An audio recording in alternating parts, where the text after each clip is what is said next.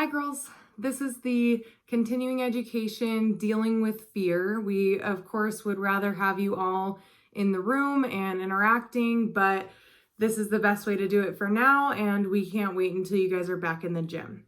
So what is fear? Fear is the anticipation of something unpleasant taking place. We all have fears of some kind, and it just depends what each of us have. So what are you afraid of? Do you have a fear of failing? Some of us have even a fear of success. Many of us have a fear of injury of some kind, a fear of what other people think, and a fear caused by a loose mind or not having control of that voice in your head that tells you what you can do either way, right? So let's talk about the difference between real fear and perceived fear. Real fear is usually a response to an immediate threat. So if an animal is running toward me, then I'm going to have a real fear that that animal could hurt me, right?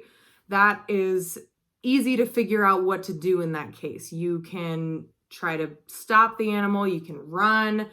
That's a real fear. A perceived fear is frequently imagined, and because we are creating the problem or fear, it can be a lot tougher to find a solution. So an example that Alan likes to give is if somebody's standing across the street at night and they're in a parking lot and it appears that they're coming toward you, you can think in your head that that person is definitely coming to kill me or take me or whatever it is, and that person across the parking lot could simply be walking to their car to go home after they've been riding along in an ambulance all day. So that's a perceived fear. I'm afraid of something that I am creating myself. It's not just a person in a parking lot across the street.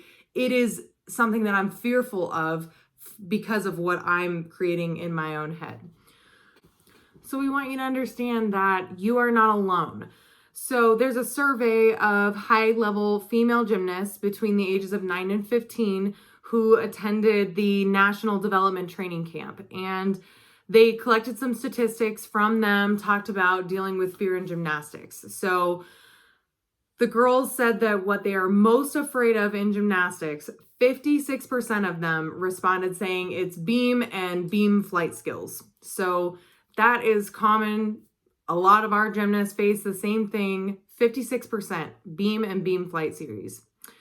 Has fear ever been fun? 54% of them said yes, fear can be fun. It has been fun. I like roller coasters. They're scary, but it's still fun.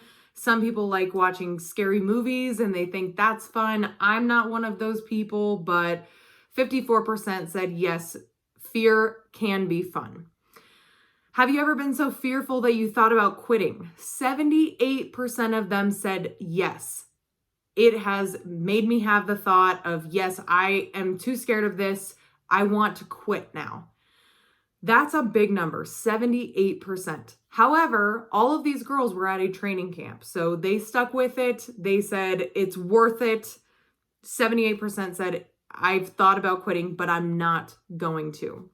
What helps most in overcoming fear? Their responses were mental strategies such as imagery, visualization, self-talk, connected to proper preparation. Those were all the top answers. Having your mind right is key to dealing with fear in gymnastics. So the last question was, who do you talk to? 16% said that they talk to their coaches. They say, I'm afraid of this. I don't want to go for it. However, they wanted to deal with it and express it. 50% said their parents. They go home and say, I'm too scared of this skill. I'm so scared of gymnastics. I'm thinking about quitting. I don't know what it is. I just can't work through it. And their parents probably know them pretty darn well to be able to respond well to that. So let's talk about the fear cycle in gymnastics. So the cycle would be that we think that it's really difficult, probably add more difficulty in our brain than actually exists. Then we're going to get worried and anxious. Then we're going to not go for our skills, which is going to lead to a vicious negative thought pattern. then continued balking or non-action, then increased anxiety leading to, again, I'm thinking that the skill is more difficult than it actually exists. That is a tough cycle to break. However, being aware that the cycle exists, and that is a lot of our cycles as we go through and we are standing there and we're feeling some way about a skill, being aware of where you're at in that cycle and knowing that it exists is going to help. So how do we stop this cycle? What can we do? Can we do anything to break the cycle? Absolutely, we can break the cycle. It takes a lot of dedication, a lot of continuous thought, making sure that you are persistent with these strategies that you set for yourself. And that takes, again, being aware, knowing yourself. There are a lot of exercises, methods to try that can work you through the fear, but you have to put in the effort and it has to become a habit. So a few quotes. The world is divided into groups of people who go after their dreams despite their fears and groups of people who don't. When faced with fear, you can formulate a plan to overcome fear or allow the fear to overcome you. Where there is fear, there is opportunity. Where there's opportunity, there is fear. Life's two greatest motivators are fear and desire. You either fear something so much that you are motivated to let go of the desire, or you desire something so much that you're motivated to overcome the fear and achieve that desire. Consider these questions. Am I fully prepared both mentally and physically to perform the skill or handle this situation? Have I done proper preparation and skill development? Am I focused on my performance or what could go wrong? So what some people call fearless, I call being prepared. So what we do is, for example, I'm going to talk through back handsprings on beam. So not all of us are working on those, but this is a good example. So what we're going to start with is I'm going to start learning the shapes. I'm going to make sure that I can do a proper back handspring on the floor. I'm going to make sure that this skill is at my skill level. So once I understand shapes, I understand what's expected of me, I know where my hands should be and how, then I'm going to move up to a floor beam. No difficulty, it's on the floor. I'm seeing where my hands and feet would live. I'm making sure that I'm feeling through the skill. There is no danger on the floor. So I'm going to do that skill on the floor repeatedly until I feel comfortable. Then I'm going to move up to the fat beam, the 8-inch fat beam. I'm going to do that skill with persistence. I'm probably going to get a spot to make sure that everything is good. I'm going to gain comfort.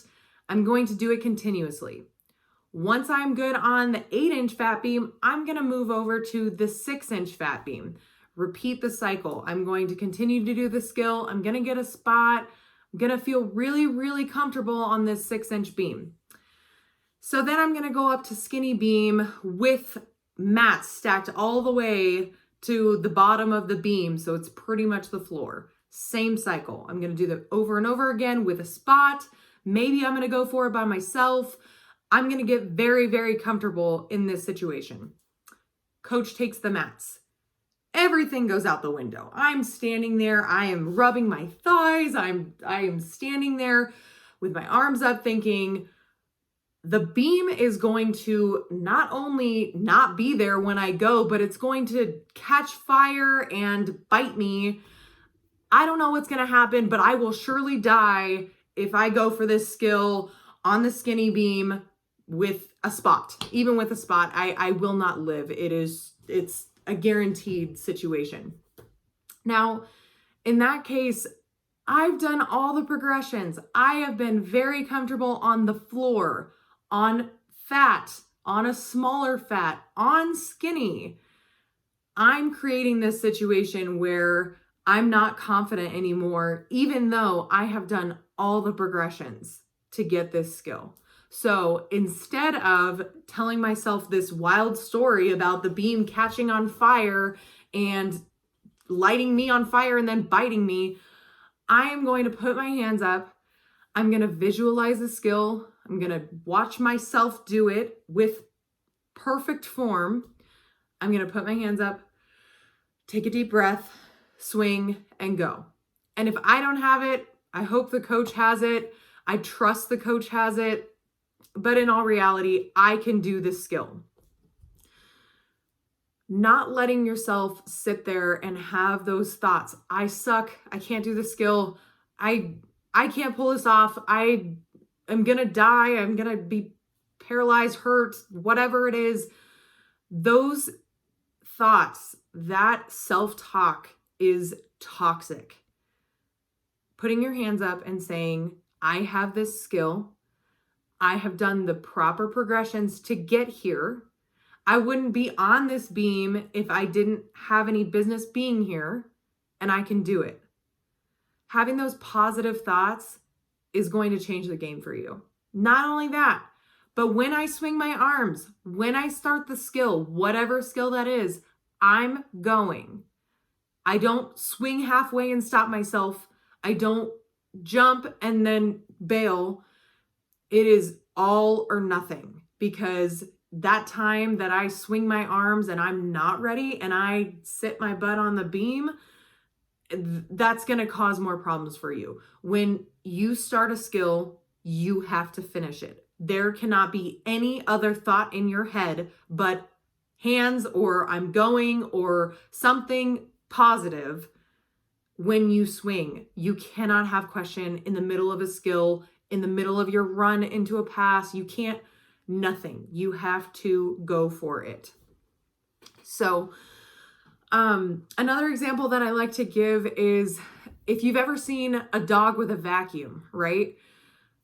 I pull out the vacuum and my dog immediately is running from the thing. He is creating a perceived situation that this noise causing machine is definitely after my life and it is my arch nemesis and I have to kill it, or I'm going to run from it and want nothing to do with it.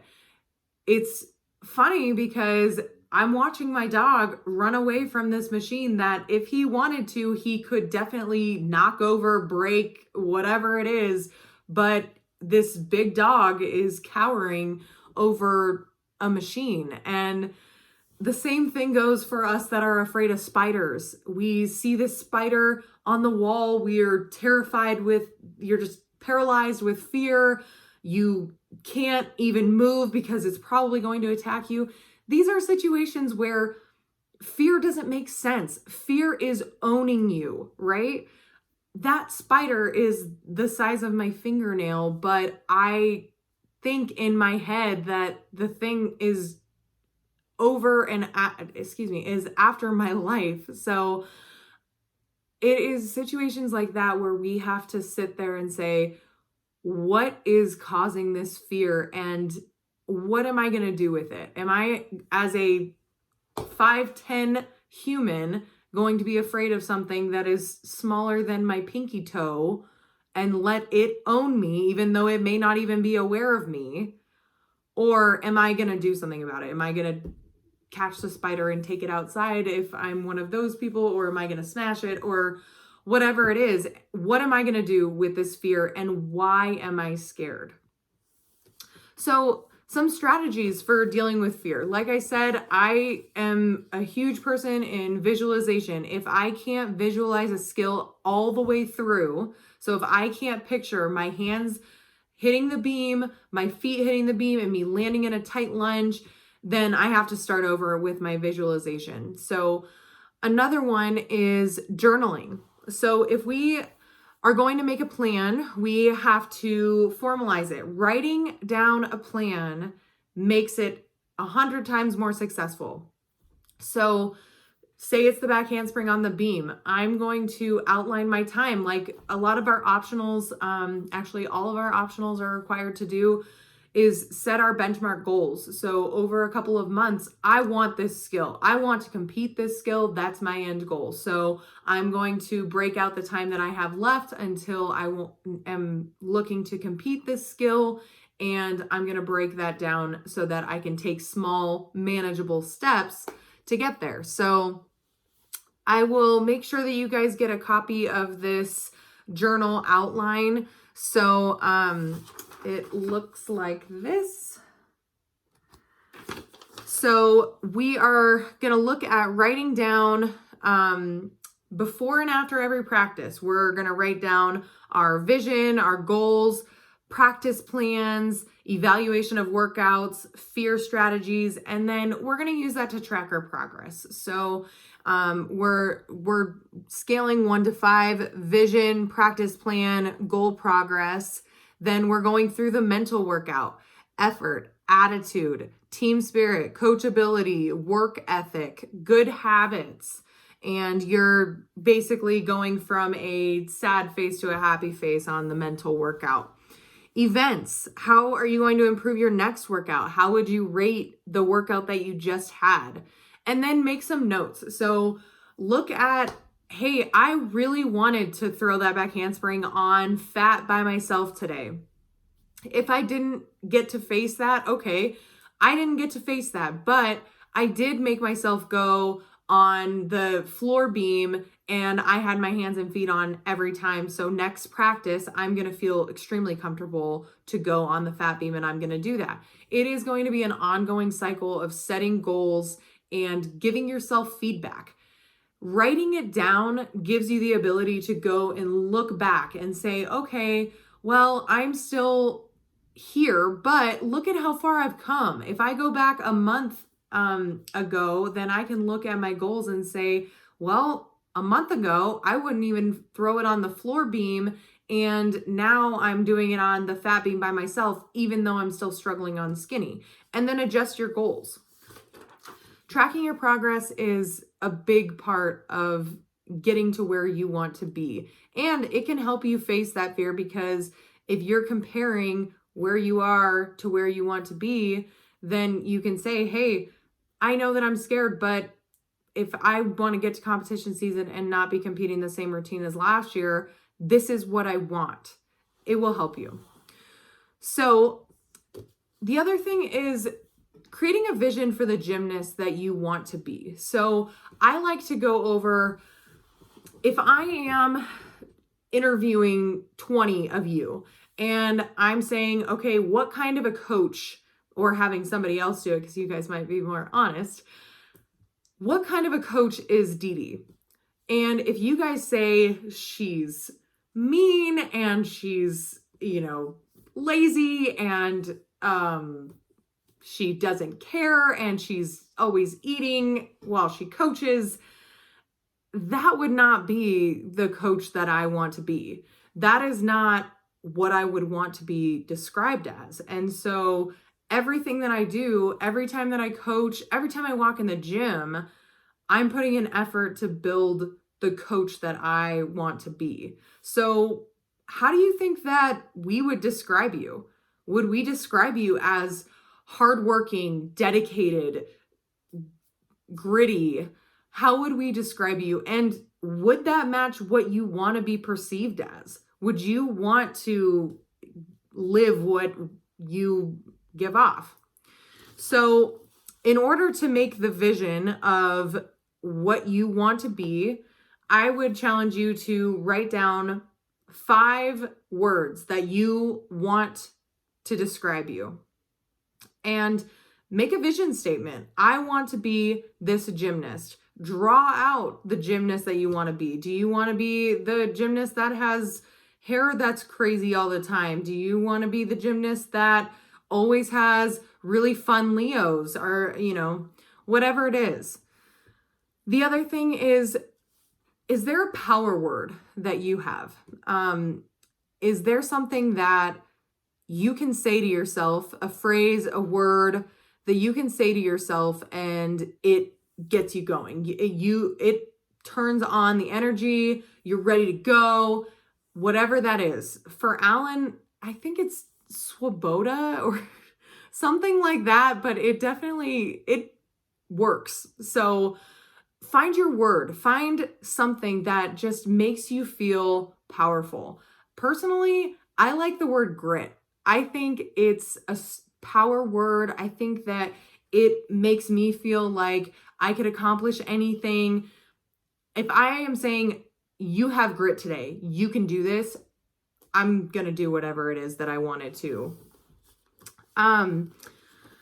Awareness. Again, what scares you? Being aware of what's happening to you is so huge. So, one thing is so I'm in my house right now. I'm in a room all by myself.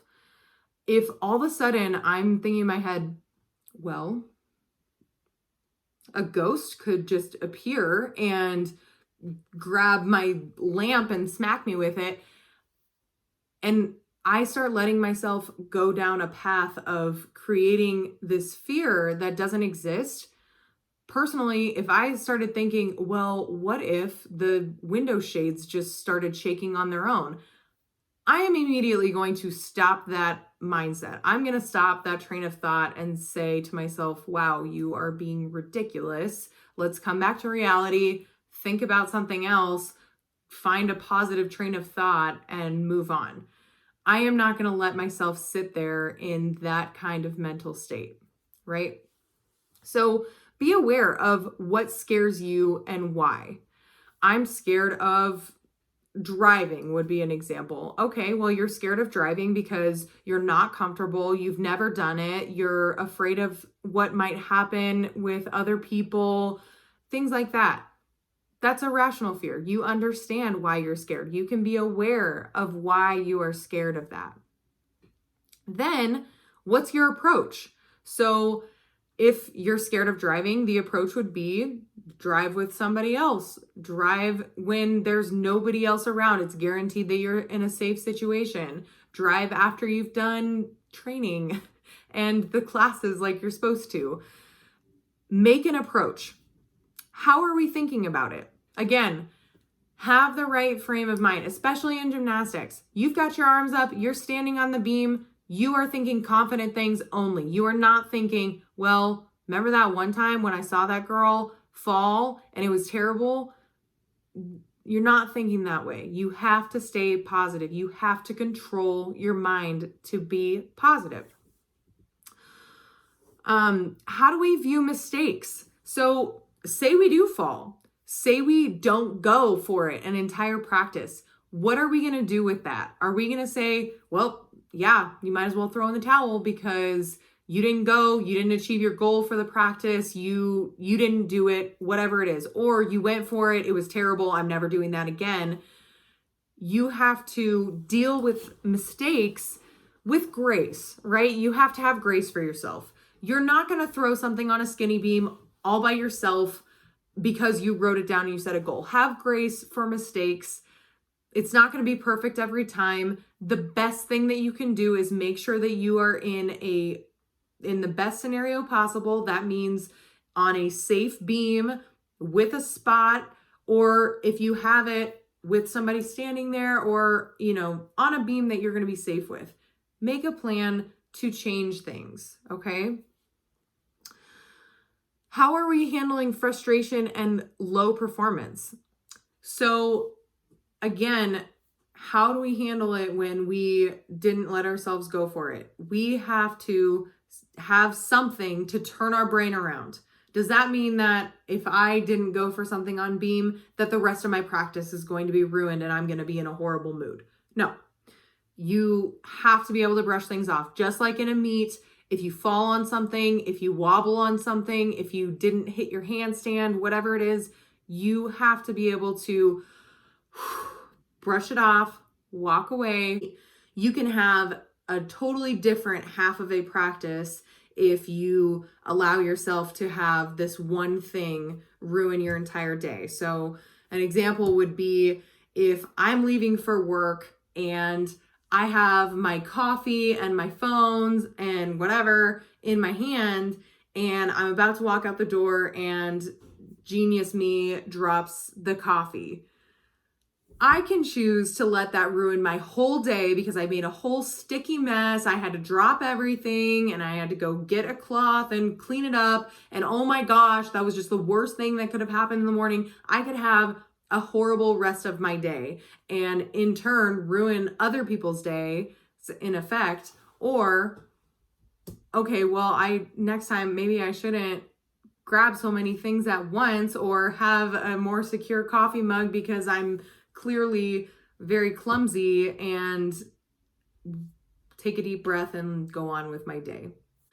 Develop that plan that works for you to tackle your fears. So you have to know yourself well enough. So some of you say, okay, if I don't go for this, I'm doing 25 V-ups. And maybe that works for you because you really hate V-ups.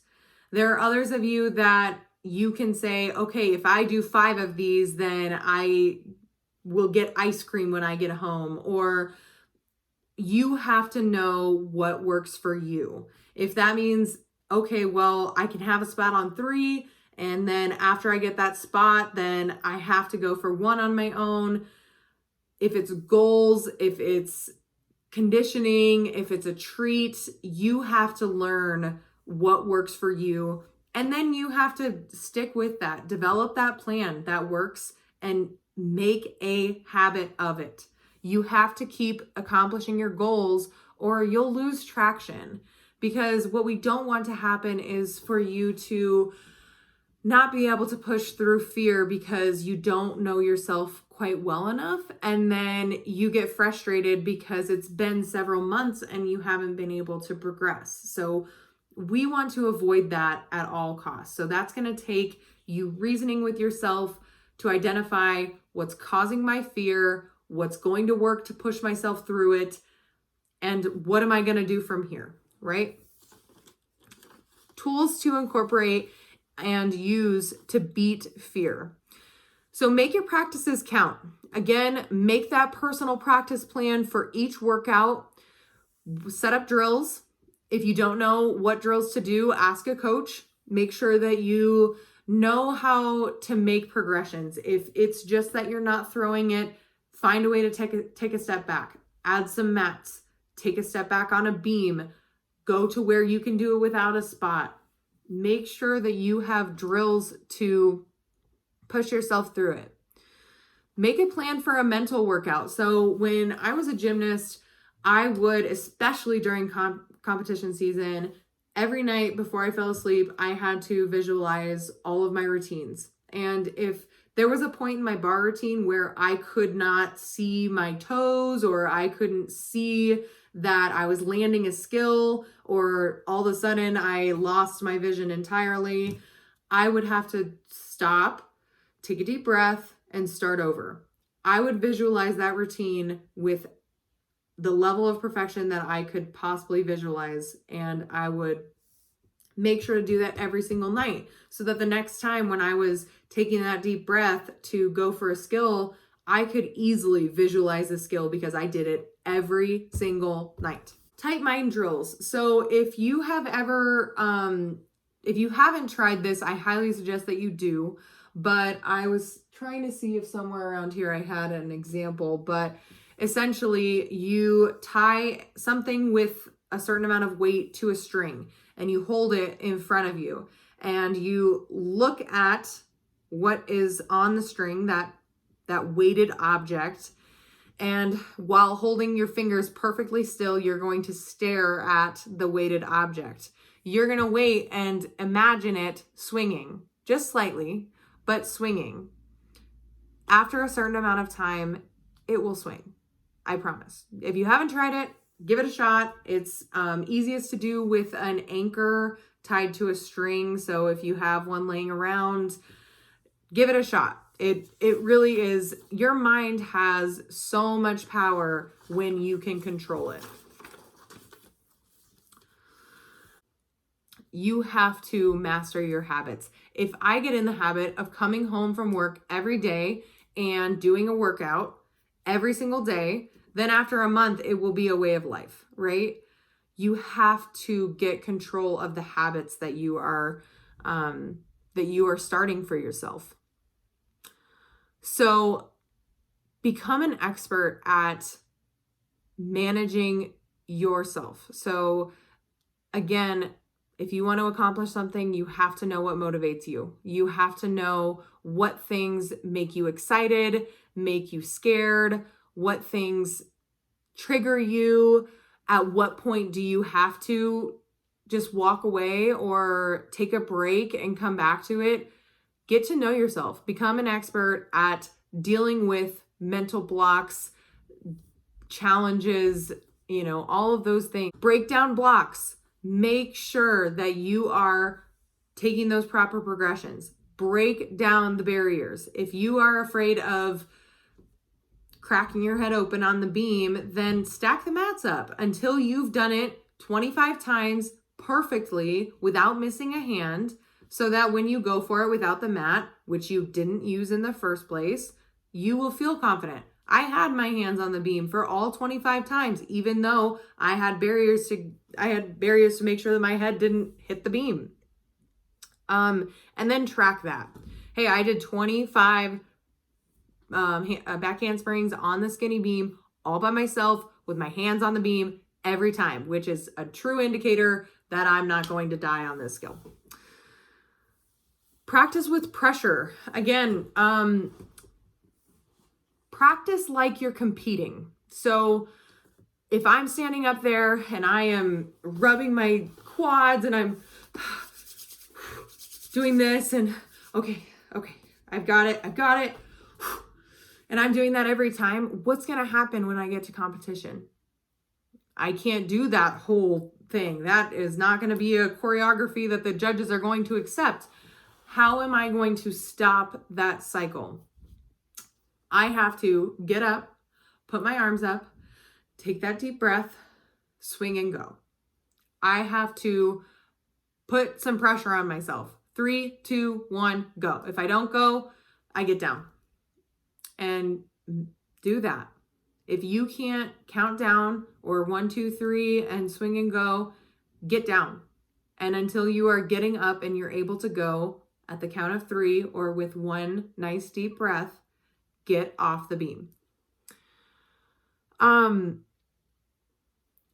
Then over time, again, if you're journaling, you're making goals, record the things that work for yourself. And share those with your coaches, because we would love to know the secret code. I promise you. Some of you, we haven't figured it out yet. We don't know that thing that maybe you know about yourself that we don't. Share it with your parents. Share it with your coaches. Share it with your fellow gymnasts, because maybe they're still working through this and you've kind of figured out what works for you. I know that some of you, if I say, if you don't go for this right now, you have 25 V-ups. Some of you will go for it, even if you haven't been going for it all practice. Some of you, that pressure does not work for you. But your pressure of saying, hey, if I don't go, then a month from now, I'm not going to have my skill and I'm not going to get to compete the way that I want, that works for you. Take the time to journal, write down what has been working for you, write down the progressions that you took. I tried to threaten myself with conditioning. I tried to offer a reward to myself. I tried to do 10 and then move up. I tried to get off the beam when I wasn't throwing it. Journal it, write it down, get to know yourself and understand the way that you break through fear. And again, if it's a tumbling pass and you leave that corner, you're going for it. If it's a vault and you start running toward the table, you have to go all the way through.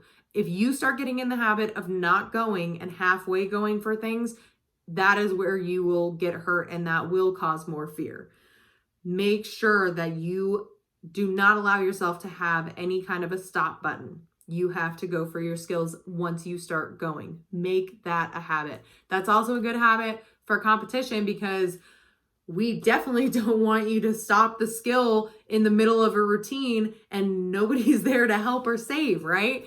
So making the habit of never balking, never bailing. Once you swing, you're going, or once you start running, you're going all the way through.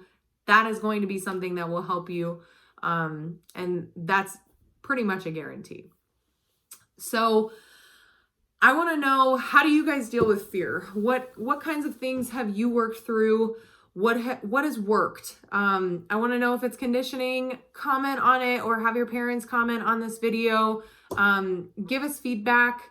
We miss you guys so much, and I hope that you are, doing good things with your time. Please please condition in your time off. Keep visualizing your routines. Those of you that are optionals, please watch your routines so that you don't forget and you feel confident. Let me know if you have questions, and thank you so much for watching. See you guys later.